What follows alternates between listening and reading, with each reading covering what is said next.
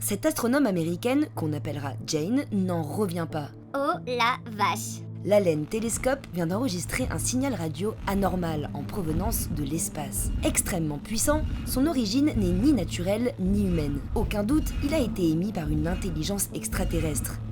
Et il pourrait bien contenir un message. À moi la célébrité! Mais que doit-on faire en cas de contact extraterrestre ? Ces 30 dernières années, on a découvert 5332 exoplanètes, et 55 d'entre elles pourraient être habitables.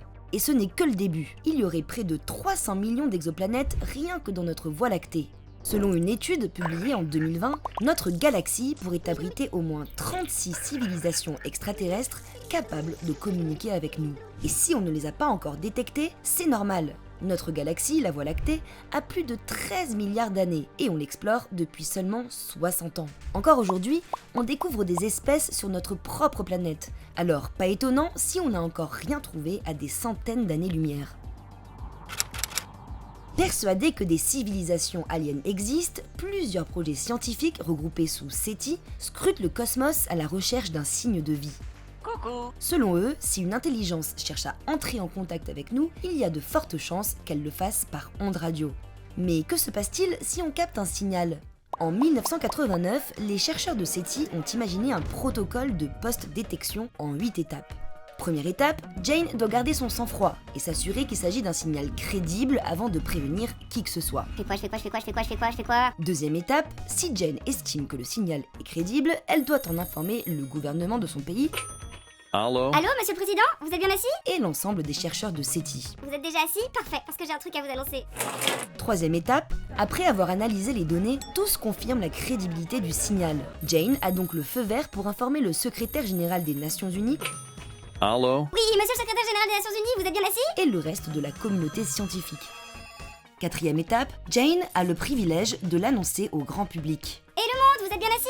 Cinquième étape, l'intégralité des données concernant le signal doit être mise à disposition des scientifiques du monde entier. Sixième étape, tous les télescopes de la planète sont braqués vers la constellation d'où le signal a été émis, pour rassembler le maximum de données et comprendre à quoi on fait face. Septième étape, un accord international doit être conclu pour protéger les fréquences sur lesquelles le signal a été détecté, afin d'éviter qu'elle soit monopolisée par un État ou une organisation. Huitième et dernière étape, aucune réponse ne doit être envoyée sans avoir conclu un accord international à l'ONU. Bon, tout semble réglé comme du papier à musique, sauf qu'il y a un problème. Ce protocole n'a aucune valeur officielle parce qu'il n'a pas été reconnu par les États. Le docteur John Elliott de l'université de St Andrews en Écosse a participé à la création de ce protocole en 1989 et à sa mise à jour en 2010. Et lui-même le reconnaît, ce protocole est assez incomplet. The protocol that we have in place doesn't deal really with post-detection at all. It's not just how do we analyse what we found, but how do we tell everybody on the planet that we found this. Il y aura clairement un avant et un après pour l'humanité, mais on a choisi de passer tant là-dessus, car l'impact religieux, économique, social, culturel pourrait faire l'objet d'une vidéo entière. D'ailleurs, si vous voulez qu'on le fasse, n'hésitez pas à nous le dire en commentaire. Mais revenons au Dr Elliott. Depuis 2022, il planche avec d'autres scientifiques sur un nouveau plan qui devra notamment répondre à une question complexe: comment décoder un message extraterrestre? Ça pourrait prendre du temps, beaucoup de temps. Imaginez qu'on a été incapable de déchiffrer les hiéroglyphes égyptiens pendant près de 1500 ans, et on a pu le faire seulement grâce à la découverte de la pierre de Rosette en 1799. Sur cette pierre, il y a 3 versions d'un même texte, l'un en hiéroglyphes, l'autre en démotique et le dernier en grec ancien. C'est cette partie qui a permis à Champollion de déchiffrer tout le reste. Without having a Rosetta Stone in there, it's almost an impossible task to come up with a solution, unless it's very, very simple and we'll think, oh, they're just saying hello.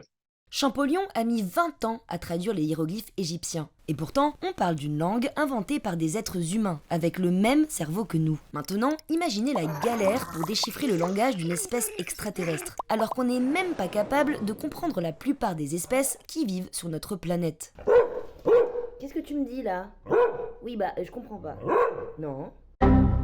Même si on met du temps à déchiffrer le message alien, ce n'est pas si grave, parce qu'on a tout le temps devant nous. Un groupe de chercheurs a envoyé un message vers TRAPPIST 1D, une exoplanète potentiellement habitable située à environ 40 années-lumière de la Terre. Le message, émis en 2022, n'atteindra sa destination qu'en 2062. Si une civilisation extraterrestre arrive à le déchiffrer instantanément, leur réponse n'arrivera pas avant l'an 2102.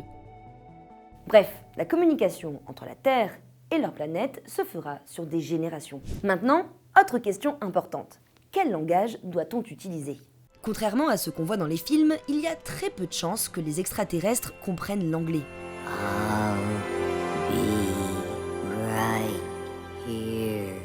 Dès le 19e siècle, certains scientifiques sont persuadés que la géométrie, et plus largement les mathématiques, sont le seul langage universel capable d'être compris par les aliens. En 1820, le mathématicien allemand Carl Gauss propose de tracer dans les forêts sibériennes un gigantesque théorème de Pythagore, visible depuis l'espace. L'idée est reprise quelques années plus tard par l'astronome autrichien Joseph von Littrow, qui propose de creuser de gigantesques formes géométriques dans le Sahara, d'y mettre du kérosène et de les allumer plusieurs nuits de suite dans l'espoir que d'éventuels martiens puissent les voir. Mais les mathématiques sont-elles vraiment un langage universel ? Oui, selon Douglas Bacoche, fondateur de METI, une organisation américaine qui crée et envoie des messages interstellaires dans l'espoir d'avoir une réponse. They have to be able to build a radio transmitter.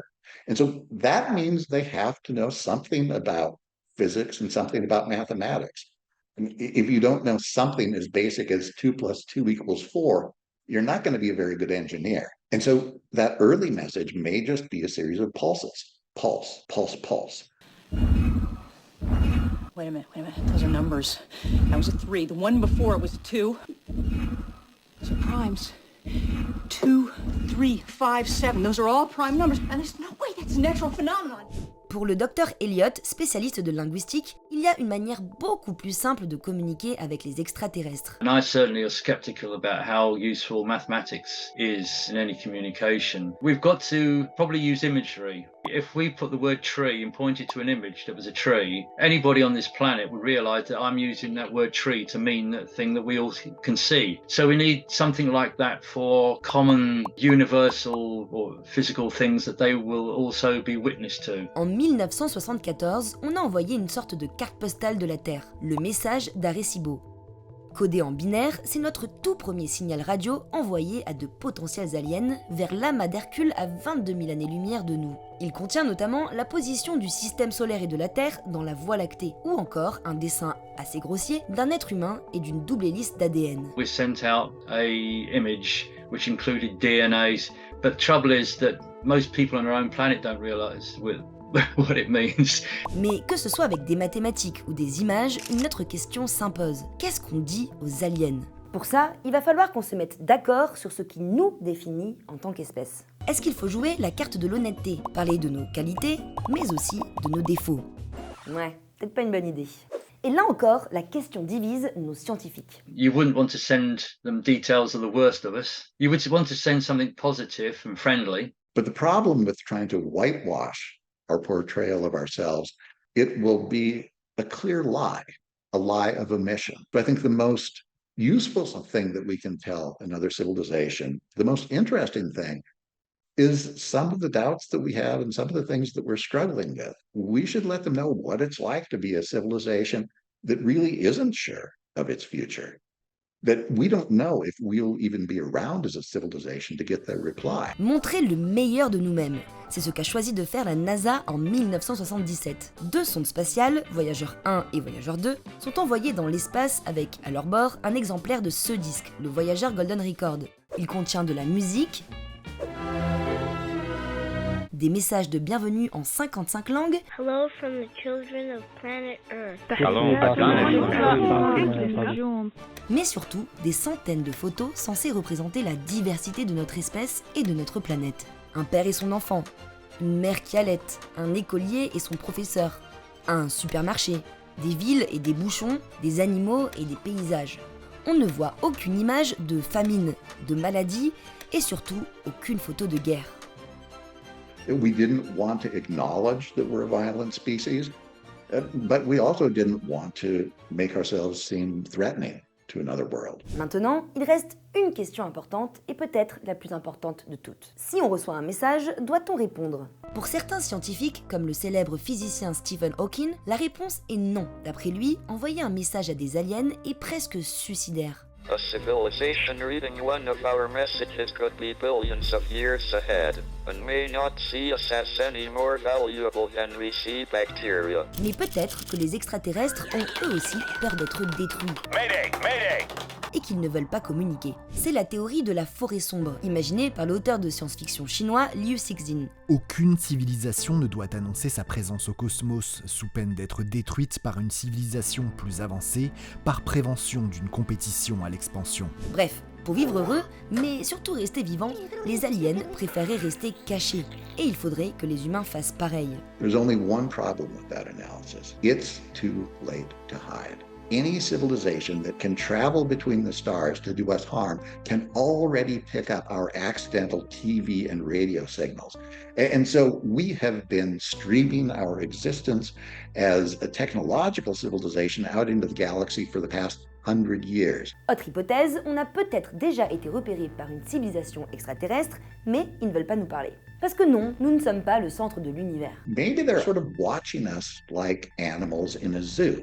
And that's a hypothesis we work with at METI International. Bon, vous l'avez compris, les scientifiques réfléchissent beaucoup à cette question. Parce qu'un premier contact pourrait arriver à tout moment. Et ce sera l'événement le plus important de l'histoire de l'humanité. Ça vaut peut-être le coup de s'y préparer.